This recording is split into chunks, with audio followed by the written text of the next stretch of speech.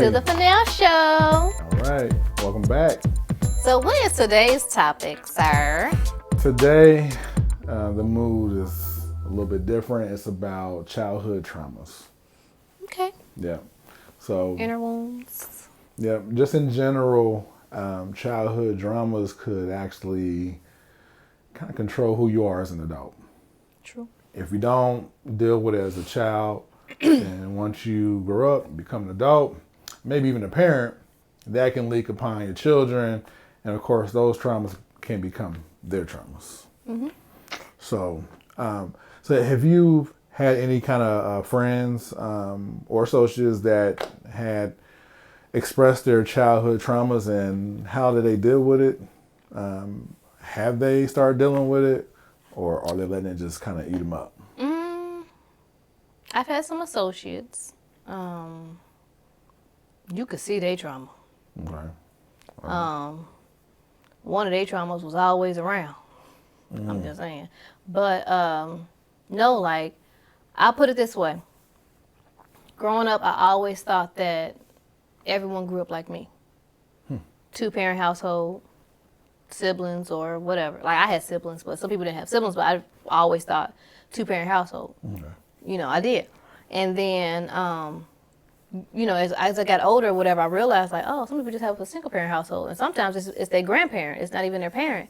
And then I had a conversation with some old associates of mine before, and they were just saying, like, well, you was built, you know, you was raised off of love and family and all that. Like, I was raised off survival. Like, I got to survive. And I'm like, yeah, but at what point do you stop treating life like you're trying to survive and, you know, try to implement love? Like, because if you love yourself, then you can go off of love. Easier said than done, I know. Before y'all try to attack me, easier said than done. I know that. And just because I have a 2-family household and all that don't mean that I grew up perfect. You know, no one's perfect. No one has a perfect household. Yeah. I was just stating that's the way I thought when I was growing up. Now that I'm older, I understand. I know there's all other kind of things going on. I mean, I thought, I'm weird. Y'all gonna laugh at me because he done did his laughing already. But growing up, you know, and even as an adult, even up to like a year, maybe 2 years ago, whatever, I always thought we was provolone cheese. You know, like, you know, the heat might get us. We just gonna melt and stretch. Yeah. But we together, we there. Speaking in terms of like your family, like you in my family. I'm sorry. In my family. Not our family. But no, like, seriously, I really thought, you know, my family, like, we were like that. Like, you know, we'll bend, stretch, all that, but we there. But in reality, we Swiss cheese. There's holes all through us. Not them type of hoes. Don't be trying it. But no, seriously, like, we're not perfect. No one's perfect. And I literally held family, like, on a high pedestal. I didn't hold myself on a high pedestal, but I believe I don't ever think I thought I was better than anybody, in all honesty. Like, I have a whole different way of thinking. Right. But I guess. But yes, to answer your question, I had some associates, you know, who shown their inner childhood wounds and stuff like that because they never grew out of it. Yeah. I'm looking at their lifestyle, like, they still living back there in the past. Like, baby, come on. Yeah. If you can't do it on your own, ask for some help. Yeah. You? Honestly, so my first childhood trauma was the dark. I think it's called narcophobia. I might be wrong. You can fact check me. But we're going to say narcophobia.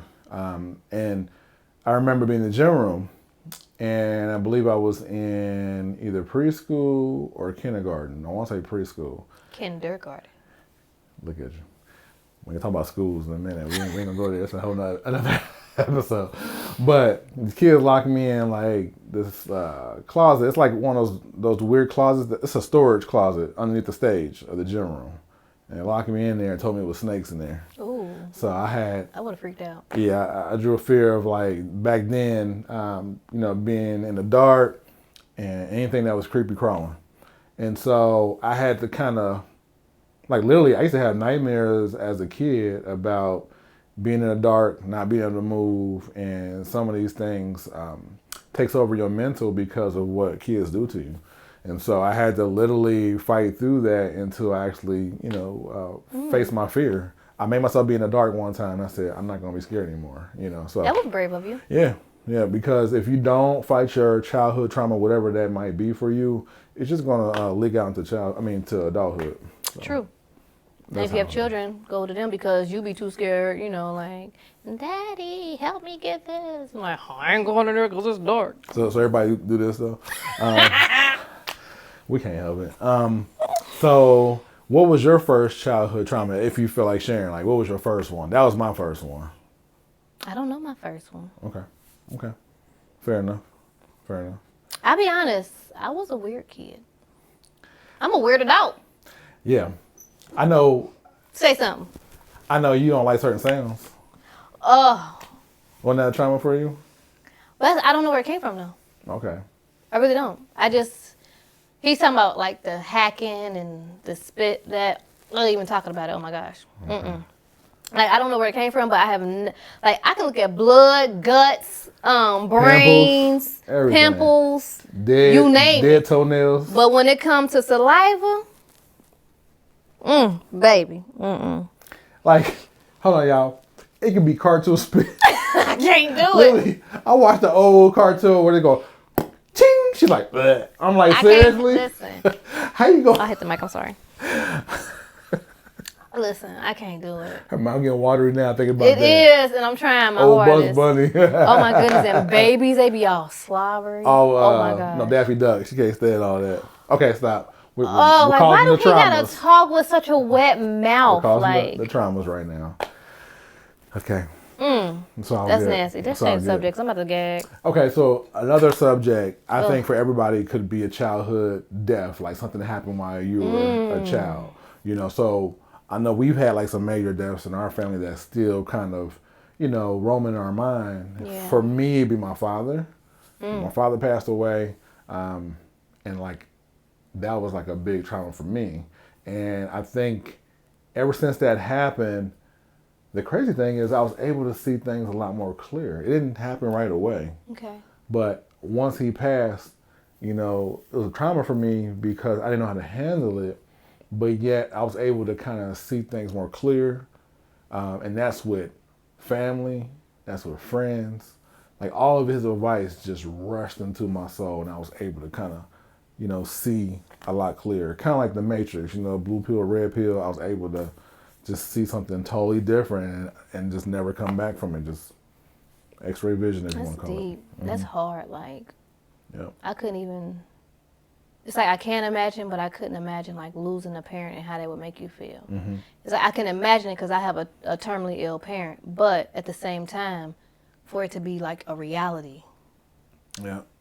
Like, man. Yeah. I think like the death that has like really scarred me was my grandmother, my mother's mother.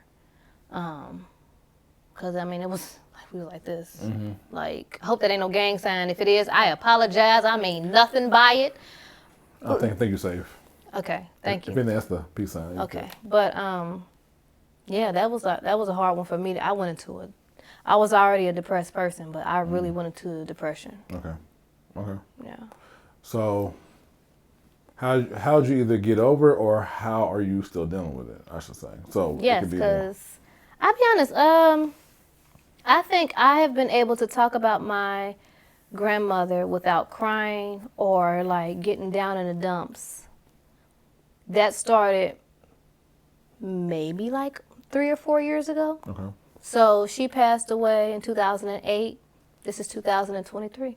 Okay. Now I'm still hurt by it. I still have moments like I have an aroma or I have a memory or I might see something in the store and they'll be like, dang.